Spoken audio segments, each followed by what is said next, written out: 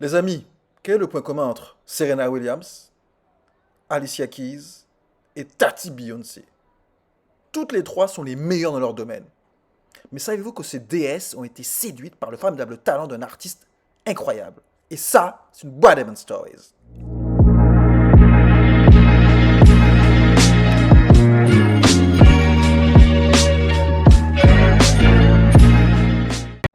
La team déconfinée, comment ça va? Ça y est, c'est l'heure de votre happy hour culturel, boîte Diamond Stories.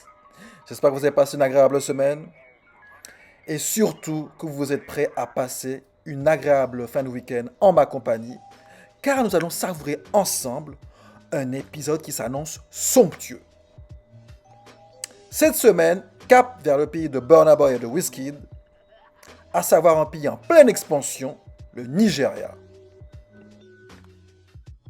Si Burna Boy et Wizkid commencent à s'imposer sur le marché américain comme en attestent leurs Grammy Awards respectifs cette année, sachez que notre artiste visuel, lui, a réussi le crossover bien avant eux. Il s'agit de Laolu Simbenjo. Mais quel est donc cet artiste qui a percé sur le marché américain? À la base, Laolu, comme il se fait surnommer, devait suivre les traces de son père, à savoir devenir avocat. Mais très vite, sa passion pour l'art le rattrape. Et il décide de quitter le pays pour s'installer à Brooklyn et devenir artiste. Laolu est un touche-à-tout.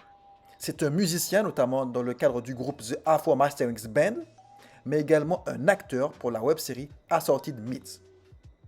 Mais c'est pour ses talents de body painter qu'il va se faire remarquer sur la scène américaine. Laolu s'est spécialisé dans le dessin de formes ethniques blanches ou colorées qui combinent des lignes et des courbes qu'il appelle Afro-Maesthetics. Ces motifs sont tout simplement issus de la culture Yoruba. Il est vrai que durant son enfance, Laolu a fortement été influencé par les tatouages qu'avait sa grand-mère sur ses bras et ses jambes qui représentaient ces symboles et ces motifs issus de la mythologie Yoruba. Et c'est justement ce qui a fait son succès. Alors s'il est vrai que Laolu peint sur des corps essentiellement, il faut savoir que c'est un peintre tout support. Il peint aussi bien sur des tableaux, des murs, des vêtements, mais également sur des chaussures. Et c'est ainsi que la marque à la virgule le sollicite pour customiser toute une collection de sneakers. Une grande marque de boissons alcoolisées le sollicitera pour renouveler son packaging, mais Laolu c'est avant tout un artiste engagé. En tant qu'ancien avocat des droits de l'homme, il s'est engagé dans la lutte contre le paludisme, une maladie qui ronge en premier lieu le Nigeria.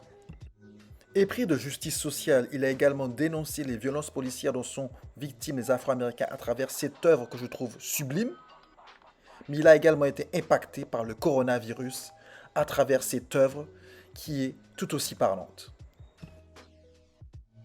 Bref, le talent du Nigérian est éblouissant et ne laisse personne indifférent, à tel point qu'il tapera dans l'œil de Queen Bee, autrement dit Tati Beyoncé. Et c'est ainsi que l'artiste américaine demandera à Laolu d'exercer ses talents de body painter sur les danseuses qui ont été à l'affiche du clip Apathy, le quatrième titre de l'album Lemonade. Suite à sa collaboration avec la performeuse américaine, vous vous en doutez, sa carrière a littéralement décollé. Mais ne nous y trompons pas, ce n'est pas les collaborations qui font le succès de l'artiste, mais bien sa créativité et sa capacité à raconter des histoires à travers des œuvres qui touchent tout à chacun. Voilà les amis, c'était l'œuvre de Laolu. J'espère qu'elle vous a plu autant qu'elle m'a plu. Et je vous donne rendez-vous, même heure, même chaîne, dimanche prochain. Ciao, ciao.